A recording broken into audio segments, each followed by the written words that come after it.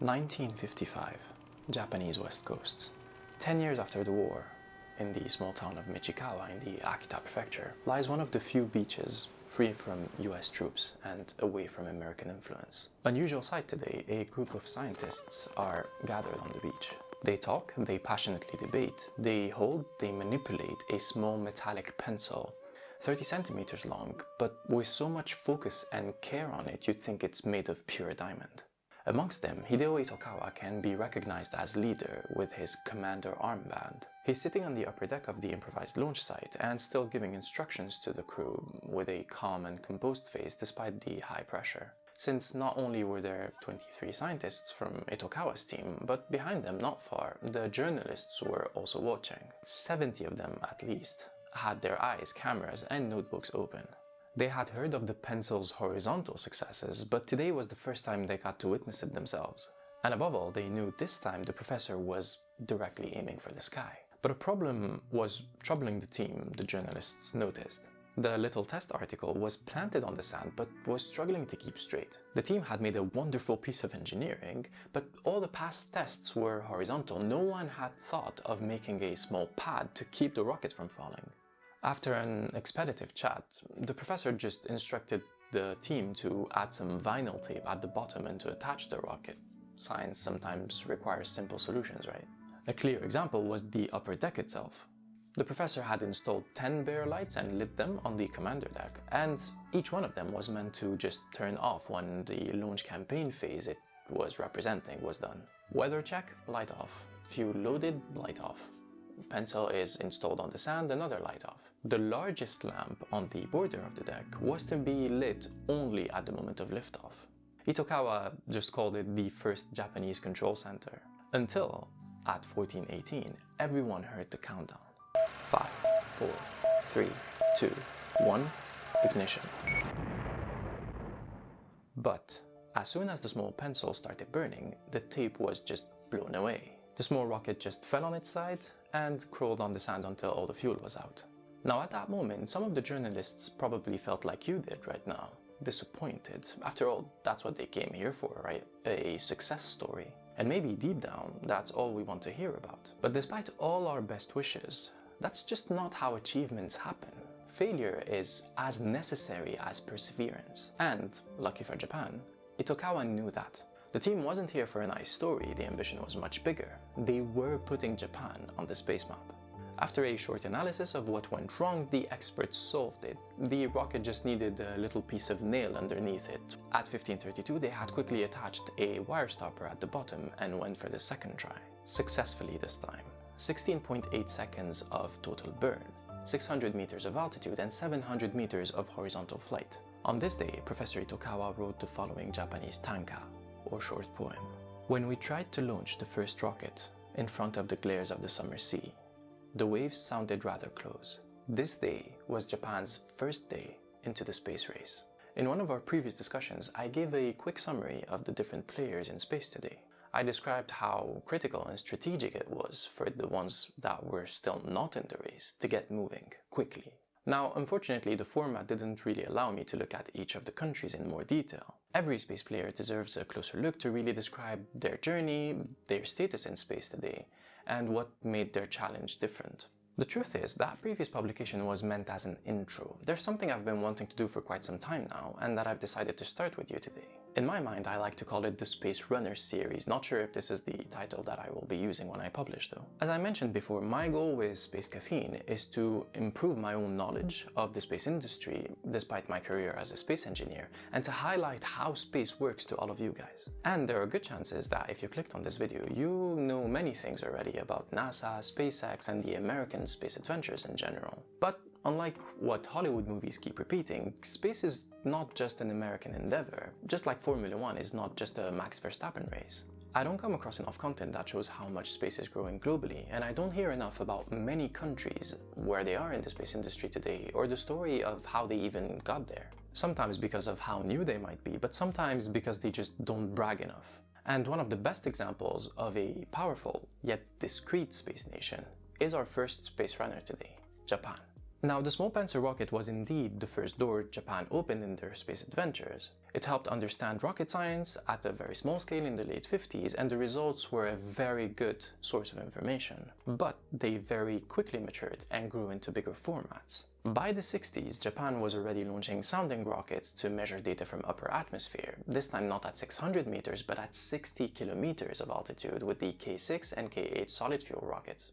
Be careful, I'm talking here about the K6 or Kappa 6 Japanese rocket, not to be confused with the K6 Indian missile. Now, by 1962, Japan had not only a few active sounding rockets, some good data from upper atmospheric flights, but it also established formally the Kagoshima Space Center, or the first full-scale launch site of the country. But those achievements were faced with significant complications. Remember, at that time, the Cold War was dividing the planet into two camps. And despite Japan's entire policies being oriented towards extreme pacifism and their almost unconditional cooperation with the Americans, if you think they were somehow helped by the American space program, well, think again. The Americans didn't really trust the Japanese at that time and had no interest in supporting their development of space technologies. In fact, we're talking about the 60s here, which means even the American and Soviet space capacities were still growing in a quite sensitive context. This means Japan was, at least initially, completely on its own and couldn't expect any help from their partners. They were also under heavy scrutiny for any military activities, with the shadow of the war not very far behind.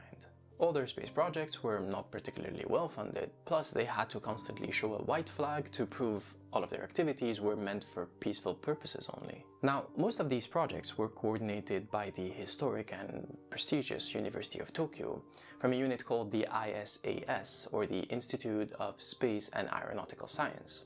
By the way, I had the privilege of following an internship for 6 months in Todai in the Department of Aeronautics and Astronautics during my younger years, and it was an exceptional experience. But if you know someone who actually graduated from there, or if you yourself are a student of Todai, well, hats off, they did quite some achievements in that place. So even before Japan had a formal space agency, ISAS and NASA, the National Space Development Agency, were working together in the late 60s to place Japan in the space race. The ISAS on the academic side for coordinating inter-university research, and NASA focusing on the application programs for the country, or how to turn all this research into an actual space thing. And after 15 tireless years of independent and underfunded work, the first Japanese satellite appeared, Osumi, in 1970. Made in Japan, by Japan, launched from a Japanese spaceport, and on a Japanese Nissan rocket, the Lambda 4S. Now, this satellite wasn't very sophisticated. If you're imagining some kind of fancy satellite with cameras to spy on Moscow for the Americans, you will be disappointed.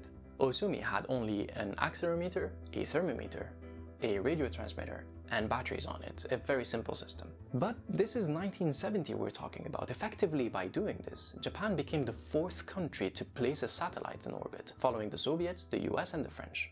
And it did that only 25 years after being hit by 2 nuclear bombs. As I mentioned, at this stage, Japan was also promoting demilitarization on all levels and carefully limiting funds to any research that could seem threatening. All the space activities of Japan had to be scientific, no national security gadgets. So no spying satellite or cheeky pictures, no satellite communications for the troops, and certainly no direct rocket development by the army. Things were kept in universities and government bodies. And maybe this can at least partially explain why Japan's space activities have always remained discreet and were never excessively promoted. Don't make waves, but never stop pushing.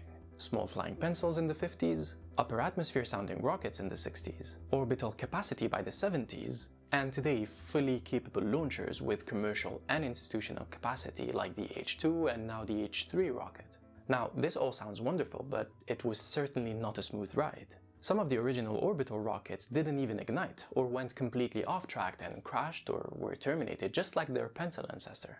I have mentioned Osumi as the first Japanese satellite, but before that big success, there were 4 attempts at launching a satellite with that same Lambda 4S rocket. All 4 of them have failed. Some scientific satellites that even came after Osumi also didn't make it. In 1976, they lost an orbital telescope, the CORSA spacecraft, short for Cosmic Radiation Satellite, due to a failure of the Mu-3 rocket. It was followed with a second CORSA-B satellite that did end up reaching orbit 3 years later and was renamed Hakuchou, which is the Japanese word for swan. In 1979, they lost 2 IMA satellites, or experimental communications satellites, loaded on an equivalent of the American Thor Delta rocket called N1. Yes, you heard that right. It does sound like by the end of the 70s, the Americans were much keener to help their Japanese friends. But despite the support, in the same year, the first IMA satellite died when it was hit by the third stage of the rocket slightly after separation, and the second satellite just stopped transmitting shortly after being deployed. It was not an easy journey, and every series of successful flights was punctuated by a crushing failure. And it's important to understand that every failure in the space industry is a big event. One given rocket and satellite couple, before they are put together, require a lot of time and effort, years each, for design, manufacturing, assembly, and launch preparation before they can fly. It is easy for us to look at it now that it's so far behind, but some engineers have experienced spending 10 years full-time on a project only to see it fly in a cloud of smokes for one simple mistake, not to mention the horrific financial costs of these babies. However, Japan remained unstoppable. By the 90s, Japan, still through ISAS and NASDA, had not only built more rockets and more satellites, but had also contributed a full module for the International Space Station. Now, many of you might know that already, but the ISS is the biggest spacecraft ever put in orbit, not to mention it's also the most expensive thing ever built by humans. A full module for this project just shows how big of a place Japan had reached in the space industry at that point. But a few problems had started to appear in the way Japanese space programs were organized. First of all, there was a clear split between the academic side, the ISAS and NAL, which is the National Aerospace Lab, and the government guys in NASDA. The entities had managed to work together for decades now, but there were still different groups with different leaderships, goals, and working cultures. And in this case, NASDA was handling the payload and launch services side, which means they were managing the industrial and the engineering side of satellite and rocket missions. ISAS and NAL, on the other hand, were academics, focusing on developing new technologies or preparing scientific missions that would get them valuable knowledge and data. The process and mindset was simply not the same, which made cooperation on some projects quite difficult and led to conflicts or even worse, mistakes. Well, easy to solve, right? Let's just take all these space guys and put them under the same entity and call it JAXA, which is exactly what Japan did in 2003. Now, as you can imagine, this might sound like the right decision, but it doesn't come without a lot of trouble, especially at the start. We're talking about 3 very different groups with a long history and a strong identity. The processes and the way they made decisions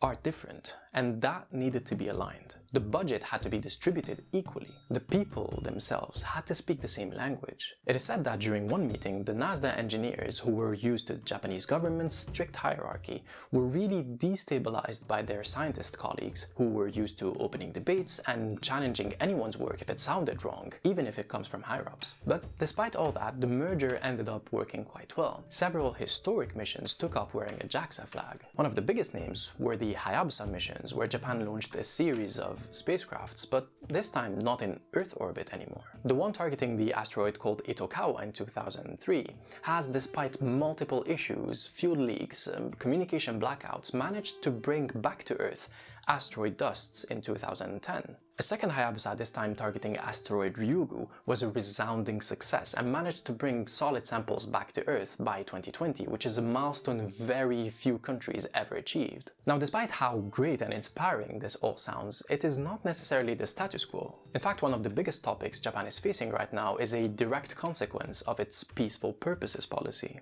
Yes, as I mentioned earlier, and because of the political heritage, Japan has made all they can to stay away from using space in a military way. But that doesn't mean its neighbors are bound to do the same. In fact, the political tensions in the area, mainly China's growth of their military space projects, have started to push the Japanese away from their peaceful-only slogans. 2008 marked a big change in Japan's policies with the signature of the Basic Space Law. For the first time ever, it became officially and legally allowed to pursue space applications for national security, a move that clearly shows and confirms their worries. In fact, a few days only before filming this video in November 24, Japan has launched a military communications satellite called Kirameki on one of its very own H-3 rockets. And not only the politics are changing, but the finances as well.